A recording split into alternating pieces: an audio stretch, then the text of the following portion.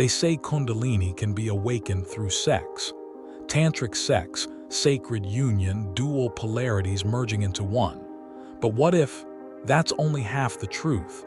What if the other half, the one nobody talks about, is dangerous, even destructive? In the ancient temples of India and Egypt, they whispered secrets of using sexual energy as fire. But not every fire brings light. Some burn everything down. You're about to uncover the truth hidden behind the veil of desire. Why sex is not enough to awaken Kundalini. Why pleasure alone can never lead to spiritual transformation. And how misuse of this force can unravel your mind and body. Because what you're dealing with isn't just pleasure, it's power. Raw, divine, untamed power, and once you awaken it, there's no going back. They say it sleeps, coiled at the base of your spine. A serpent of divine fire wrapped 3.5 times around your sacrum, the sacred bone. It is no coincidence that this bone bears the name sacrum, from the Latin word for holy, because deep within this region lies the primal gateway to the infinite. This is where Kundalini begins. Not in the heart, not in the mind, but in the root, the place of instinct, survival, and sexuality. Your sexual energy is not just about desire. It is raw, unrefined life force, a spark of divine potential hidden in the densest part of your being. When two lovers unite, a fire stirs in this sacred place. And if the mind is clear and the heart is open, this fire can begin to move. This is why so many believe that sex alone can awaken Kundalini. Because in that moment of surrender, when all thoughts dissolve into sensation, a doorway opens. And for a fleeting second, you may glimpse the divine. But here's the truth most never hear. Fire, without direction, burns, and not all flames illuminate. Kundalini is not just energy. It is intelligent energy. And if you do not prepare your vessel, your body, your breath, your mind, the serpent does not rise, she strikes. The ancients knew this. They guarded the secrets carefully. They understood that the same force that creates life can also unmake it if handled without reverence. So yes, sex can ignite the fire, but what happens next depends on how ready you truly are. But to truly understand this sacred fire, we must go back to the ancient temples and rediscover what they knew about sacred union and the path beyond pleasure. Long before modern science dissected sex into hormones and impulses, the ancients saw it as something far more profound. Not just physical, not even emotional, but alchemical. In the temples of India, they spoke of Shakti, the divine feminine force, and Shiva, the cosmic stillness, the eternal masculine. When these two polarities united, not just in body, but in spirit and intention, a doorway opened, a gateway to transcendence. This was the true essence of Tantra, not a path of indulgence, but of transformation, where desire was not rejected, but refined. Through breath, presence, and conscious union, the sexual energy, ojas, could be transmuted into spiritual light. What began as heat in the sacrum would rise along the spine, illuminating each chakra like candles in a temple corridor, until finally it reached the crown, the seat of unity, of God realization. But this knowledge was not limited to India. In the Taoist traditions of China, they spoke of Jing, the essence stored in the kidneys and sexual organs.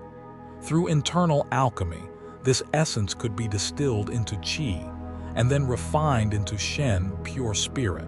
And in the mystical teachings of Kabbalah, the Shekinah, the divine feminine presence, was said to rise through the tree of life when the union was sacred and aligned.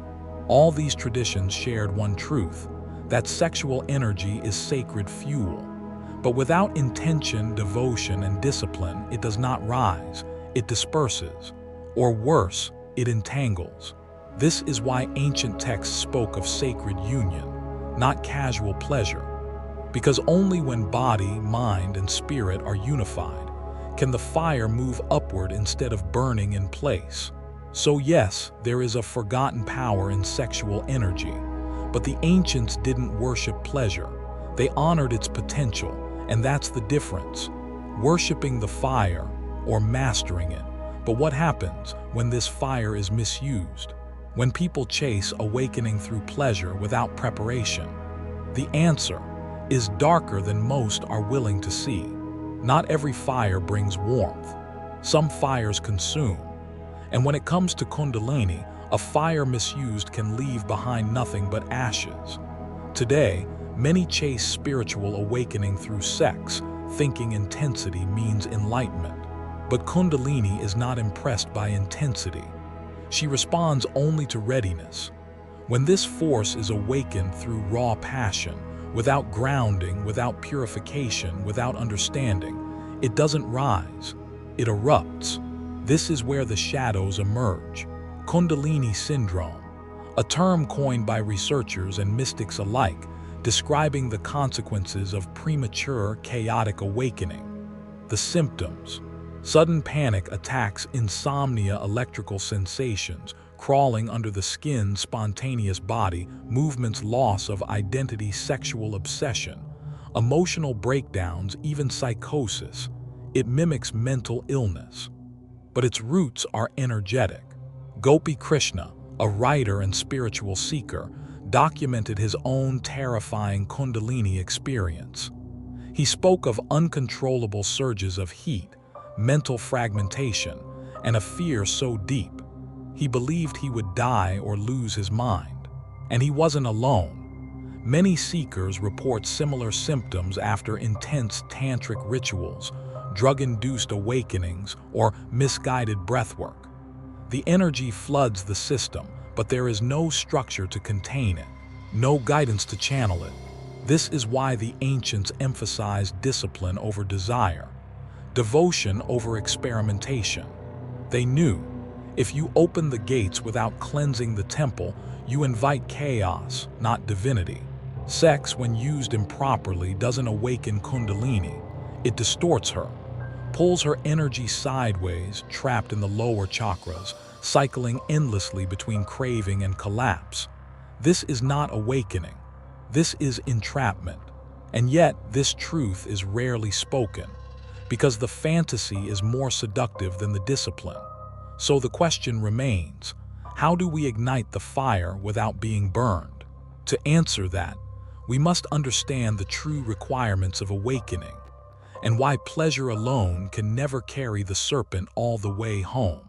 Pleasure is easy, awakening is not. The mistake many make is confusing intensity with transcendence. They feel a surge of passion, a rush of heat along the spine, and believe it is Kundalini. But Kundalini is not just a feeling. She is a process, a sacred intelligence that unfolds through layers of purification, devotion, and surrender. What most people awaken during sex is not the serpent, but the shadow. True awakening doesn't erupt, it rises. Like smoke from a sacred fire. Steady, silent, intentional. This is where the ancient concept of transmutation comes in. Transmutation is not suppression, it is redirection.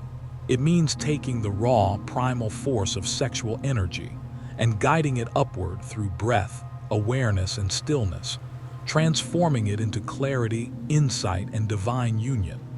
Tantric masters spoke of this. They taught that the body is the crucible, desire is the flame, and consciousness is the alchemist. In modern terms, think of sexual energy as electricity. If left ungrounded, it short circuits. But when channeled correctly, it lights up the whole system. The key is not to deny pleasure, but to not be enslaved by it.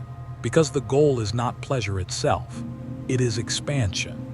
And that requires intention, knowing why you awaken this force, containment, building the vessel through meditation, breath, discipline, devotion, surrendering the ego's craving for the soul's becoming. When Kundalini rises through transmutation, you don't just feel powerful, you become aligned, balanced, radiant from within.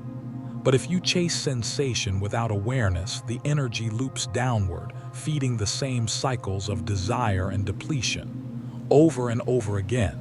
This is why sacred sex isn't about ecstasy. It's about liberation, not of the body but of the soul. So if sex alone is not the key, what practices truly awaken Kundalini? The ancients left us a map, and it begins with breath, sound, and stillness. Kundalini is not awakened by force. She responds to invitation, and that invitation begins with stillness, breath, and inner awareness. While sex may stir the fire, it is discipline that builds the path. And for thousands of years, mystics have left us practices not of indulgence, but of refinement. The first key is breath. Ancient yogis practiced pranayama, sacred breathing techniques designed to awaken and direct life force. One such method is the Kundalini breath of fire, rapid, rhythmic breathing through the nose, activating the core and heating the inner body. This creates pressure in the sacrum, nudging the serpent to stir. Another is alternate nostril breathing, calming the nervous system, balancing the masculine and feminine channels so that energy can rise without chaos. The second key is sound. In the beginning was the word, and sound, especially sacred sound, is vibration, the language of energy. Mantras like Aum or Soham resonate through the spine, clearing blockages in the chakras, opening the body like a temple. In Kundalini Yoga, Bija's seed syllables are used to target specific energy centers and awaken subtle flows of light.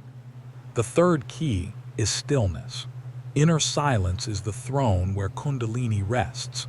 Through meditation, you build the container, a vessel strong enough to hold the fire. Visualizations can be used here.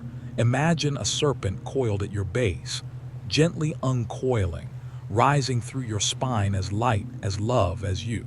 And then there are mudras and postures, subtle body gestures that direct energy, like shaping wind with your hands. The Yoni Mudra, for example, grounds the lower chakras while focusing the mind. The Cobra pose elongates the spine, creating space for energy to rise. But none of these practices work in isolation. They require a certain attitude, not ambition, but reverence. Kundalini is not a goal. She is a mystery, a gift, a teacher, and she only rises when the whole self, body, breath, mind, and soul is aligned and ready. And when that alignment happens, you'll realize it was never just about sex or even energy. It was always about becoming. Sex may ignite the spark, but it is your consciousness that shapes the flame. Kundalini is not awakened by desire alone, but by devotion. Not through pleasure, but through presence. This journey isn't about escaping the body, nor is it about indulging in it. It's about remembering that within you lies a sacred fire, patiently waiting for you to rise. And when you rise with her, not chasing, not forcing, but surrendering, you don't just awaken energy, you awaken who you truly are. Now we want to hear from you. Have you ever felt this inner fire? Do you sense something stirring deep within you? Share your experience in the comments. This is a safe space for seekers, and if you feel this path calling you, subscribe to Mystica Nexus. Your awakening has only just begun. We'll meet again in the next video, on the next step of the journey inward.